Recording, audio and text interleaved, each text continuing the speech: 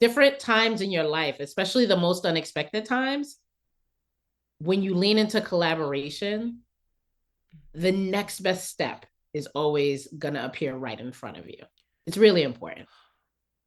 There's so much in what you just said. Just even as you were talking, that so many people are worried about what is in the future, that they can miss the very next step that's right in front of them. Next And best thing. yes, and actually leaning into that moment. But sometimes our steps can be really rocky, Mhm. unbalanced, and you had a step that included a diagnosis of cancer. Yeah. And not only is that life changing and life impacting for you, but it was actually during a season in which you were pregnant. Can you help us walk through that mental and emotional navigation of Yeah. navigating uncertainty? Yeah, sure. So the whole situation began with a lot of uncertainty because we have three children, my husband and I. So our children are now almost 14. We have one who's going to be turning 14 in about 3 weeks.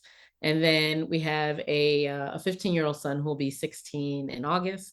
And then we have the baby girl who will actually be 9 in July. And my boys are 19 months apart.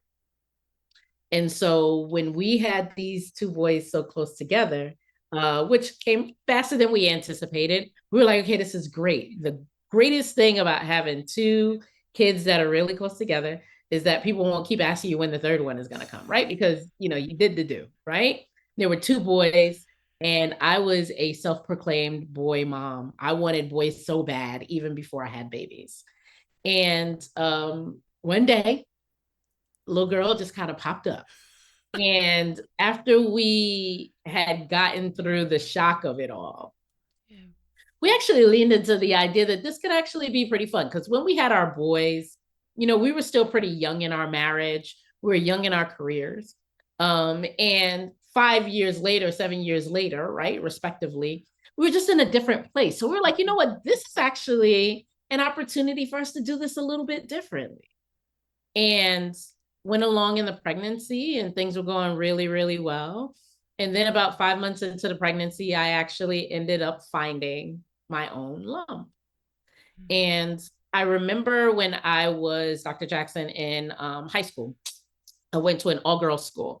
And I remember being in that school, and that there was, we used to have, health and wellness classes. Mm-hmm. And that because we were all girls school, they talked a lot about women's things. And they were saying, doing your breast exam, and they told you when to do it, how often to do it. And I remember being 14, 15 years old and saying to myself at the time, I don't even know if I would know what it felt like. I don't even know if I would know what a lump felt like. I kept thinking I would do it wrong, or how would I even know if I had breast cancer? And I'm so grateful for that routine that started at such a young age, because it gave me a very good baseline. Mm-hmm. So when I felt something that was different, I was like, oh, this is the thing. And I actually ended up going back to my OBGYN 5 times before he would actually image me.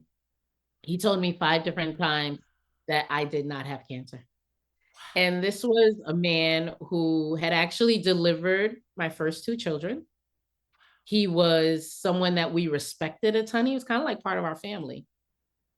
And I realized at that point in time that I had to advocate for myself, and said to him that fifth time, I said, listen, I appreciate you. We love you. But at this point, if you're not going to image me, I'm going to need you to reflect that in my chart. I need you to document that you're refusing to image me. And he said, well, hold on. I Mm-hmm. said, obviously you're upset about this.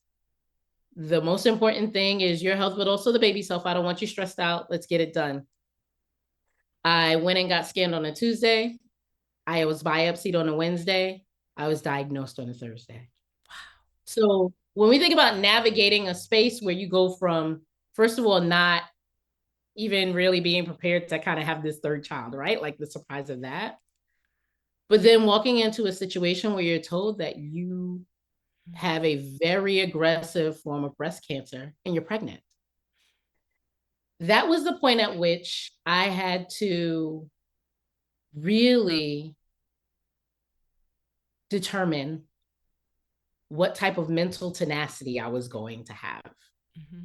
I Mm-hmm. had my moment of breakdown because everyone that I spoke to, including doctors that I respected a ton, told me that I would have to make a choice, that I would either have to decide that we were going to terminate pregnancy, or I was going to have to decide that I was risking myself and my daughter and that we wouldn't be able to do treatment.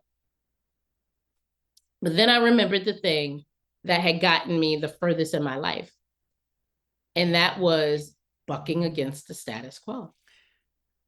That was leveraging my will Mm-hmm. and partnering that with skills of people who know more than I do.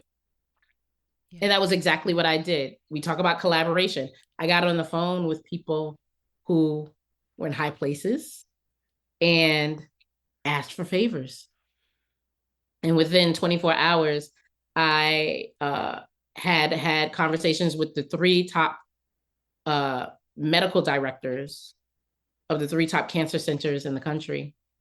And within the next day, I was sitting in the office of the woman who would become my oncologist. And that's when collaboration really had to start. Yes. But there's so much in what you just said.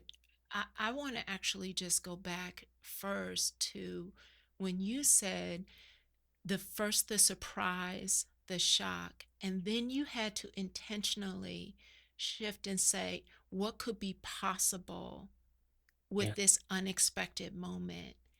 And how Mm-hmm. many people get stuck at the shock and don't go any, Yes. and that leaves them paralyzed, that they can't quite make that, there's still something possible in this. Did you always have that?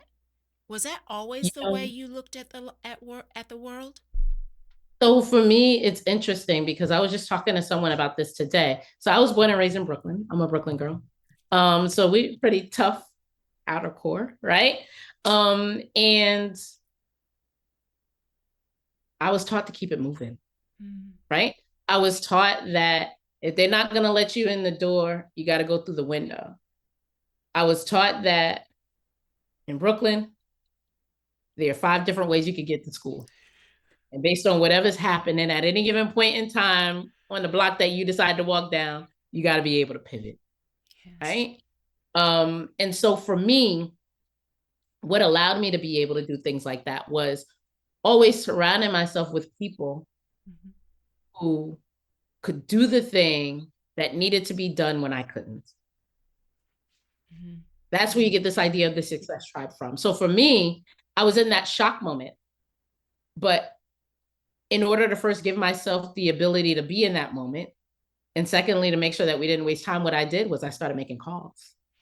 And I Mm-hmm. said, hey, I am in this moment of shock and I still need somebody to do something. Yes.